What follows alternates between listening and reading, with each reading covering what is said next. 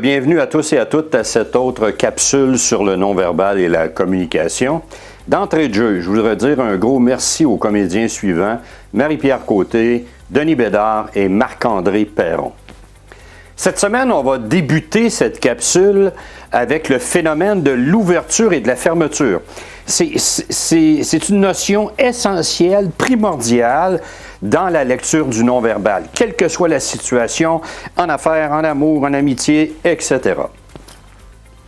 Et on va voir également différentes poignées de main qui se donnent souvent dans des rencontres d'affaires, ça va de soi. Et qui témoignent également du sentiment, à ce moment-là, d'une des deux personnes ou des deux personnes. Tout dépend du contexte.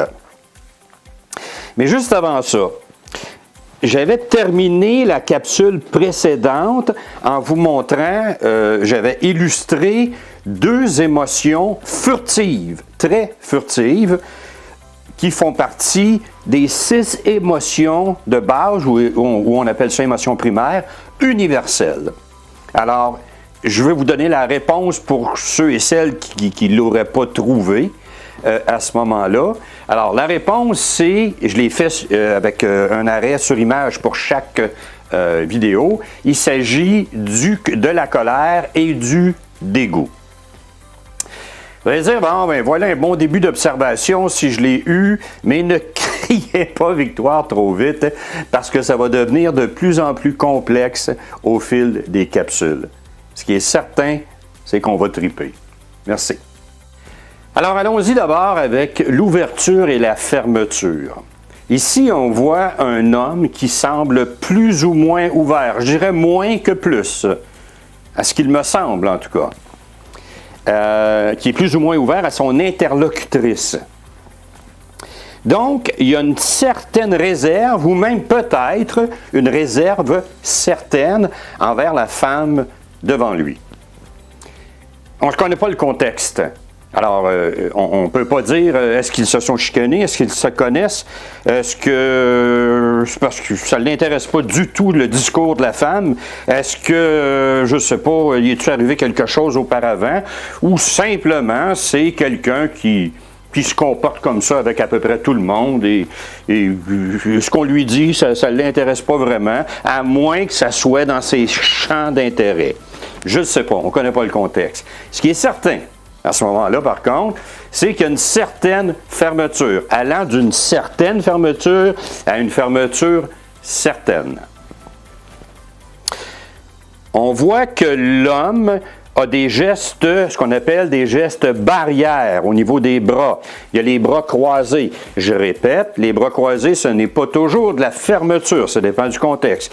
Mais dans ce contexte-là, ce qu'on a ici devant nos yeux, eh bien, je pense que c'est évident qu'il y a une certaine forme de fermeture au niveau des bras qui forme un geste barrière. Au niveau également, là, on ne voit pas mes jambes, je crois, mais c'est pas grave, au niveau des jambes qui se croisent aussi, la même chose. Et par ailleurs, plusieurs fois, l'homme a des fuites du regard de côté. Comme s'il se disait, il pourrait-il y avoir quelqu'un qui pourrait me demander ou m'appeler ou que je puisse dire « Ah, bonjour, en passant, excuse-moi, c'est parce que j'ai quelque chose à lui dire. » OK? Donc, tout ça, on voit qu'il y a une fermeture dans ce contexte-là au niveau de l'homme. Au niveau de la femme, c'est pas du tout la même chose. On voit la femme qui est visiblement ouverte à l'homme, donc les gestes sont vers l'extérieur, son corps s'ouvre, comme ça, et on voit qu'elle est ouverte à l'individu en avant de lui. Cependant, on voit également de la nervosité chez cette interlocutrice-là. Ce que je vois, moi, c'est une nervosité due à de la timidité. Alors, à ce moment-là, est-ce qu'elle est intéressée par l'homme?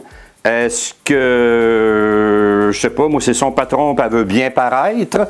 Est-ce qu'elle trouve intéressant, elle, comme collègue de travail, pour échanger des idées? Je ne sais pas, comme je vous ai dit, on ne connaît pas le contexte. Mais ce qui est certain, c'est qu'elle est ouverte à l'individu qui, lui, semble pas vraiment ouvert, en tout cas à ce moment-là, au discours de la femme. Et quand je vous disais qu'on ressent de la timidité aussi chez la femme, c'est que elle danse un peu comme ça. C'est comme l'expression, ça vient pas de nulle part, cette expression-là. Je ne sais plus sur quel pied danser. OK? Ça vient dans quelque part. Donc, elle est ouverte, mais il y a un petit malaise quand même, je pense. Malaise au niveau de la timidité. Pas un malaise envers l'interlocuteur devant elle. Le cerveau, retenez ça.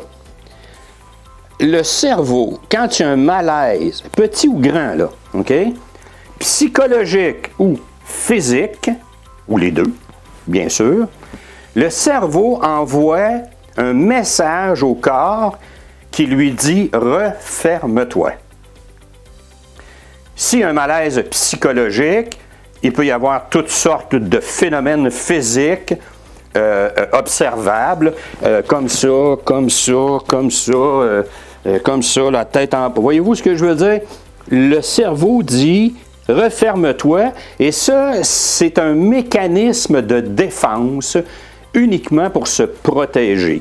La même chose si vous sortez à moins 20 dehors en chemise ou en blouse à manches courtes, le corps envoie un message en disant « referme-toi ». Le mieux, ça serait de rentrer chez vous, mais tout ça pour vous dire que le corps, la personne va faire ça comme ça, elle ne dira pas « Eh mon Dieu que j'ai froid ». Voyez-vous ce que je veux dire? Donc, le corps envoie un message, que ce soit physiologique ou psychologique, referme-toi. Le contraire également, quand le corps est bien, qui est détendu, qui est relaxé, je vous donne un exemple, sur une plage au gros soleil, la personne se fait bronzer, bien à ce moment-là, le corps dit « détends-toi ». J'ai rarement vu une personne se faire bronzer comme ça. OK? Donc, le corps dit « détends-toi, repose-toi », le corps s'ouvre. Maintenant, je voudrais illustrer le rejet ou le non-intérêt.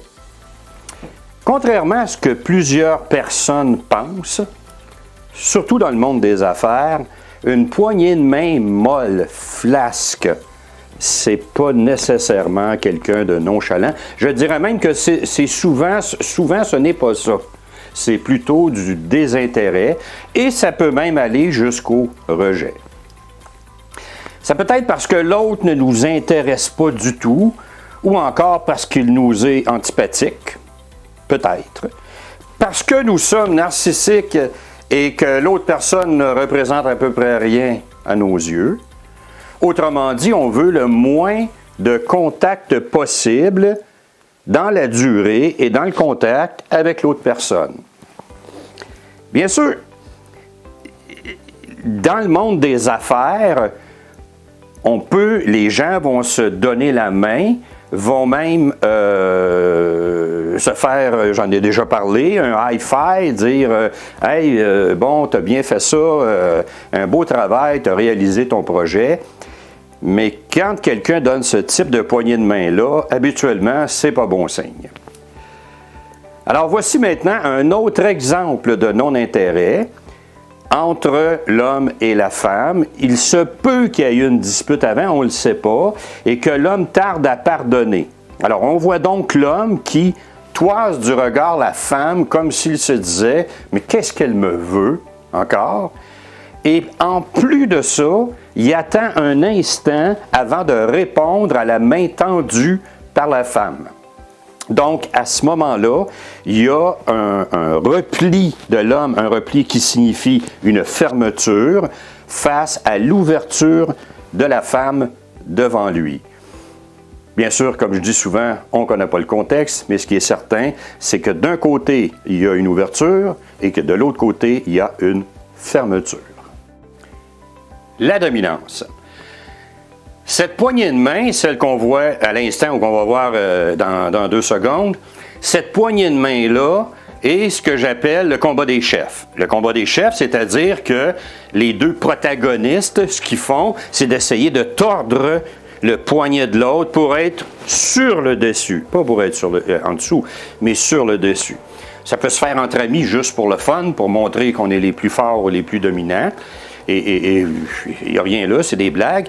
C'est quand ce sont des chefs d'État qui font ça, ça c'est une autre affaire. OK?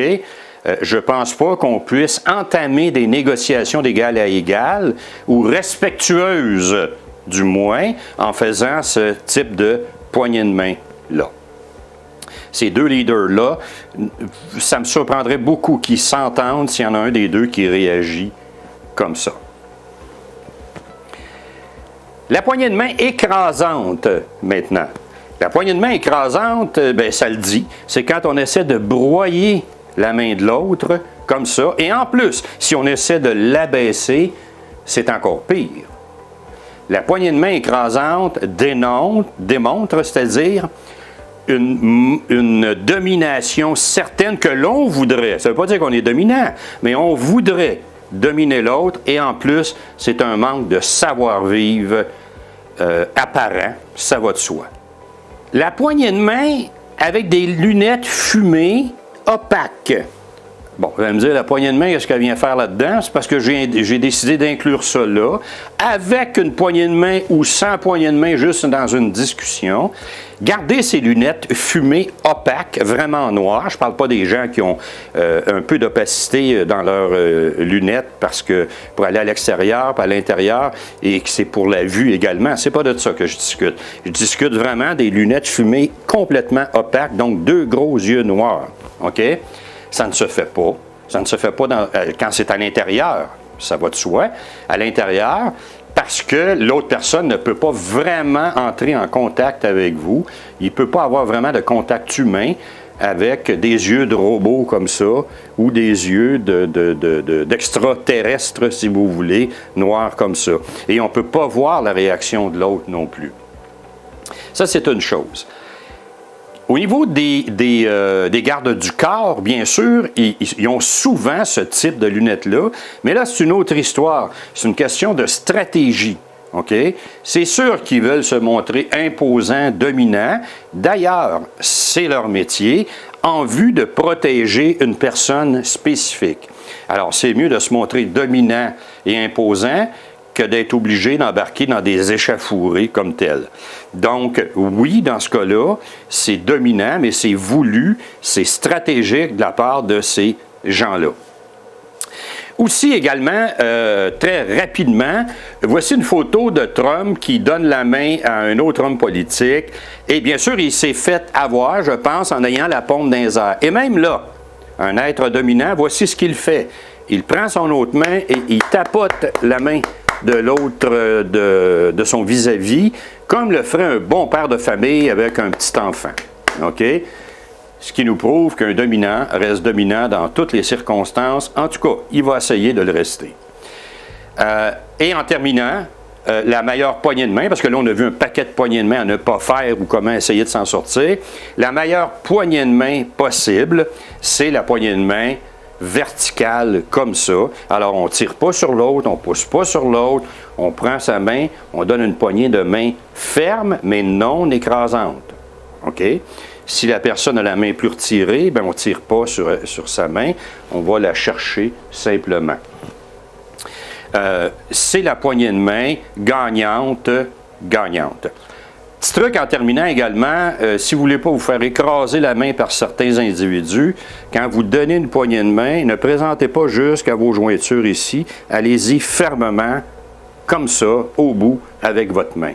Ce qui fait en sorte que même si l'autre essaie d'écraser, il va avoir beaucoup de difficultés, voire même souvent qu'il ne sera pas capable de vous écraser. Mais si vous laissez ça comme ça avec vos jointures, il risque que les genoux vous plient un petit peu durant l'entretien. Alors, merci beaucoup de votre écoute. Si vous avez aimé, bien sûr, bien, allez liker. Et surtout, s'il vous plaît, si vous voulez que je continue à partager ma passion du non-verbal avec vous, ça fait quand même une vingtaine d'années que je m'intéresse à ça assez intensément, bien, s'il vous plaît, abonnez-vous à ma chaîne YouTube. Merci. Bonne journée.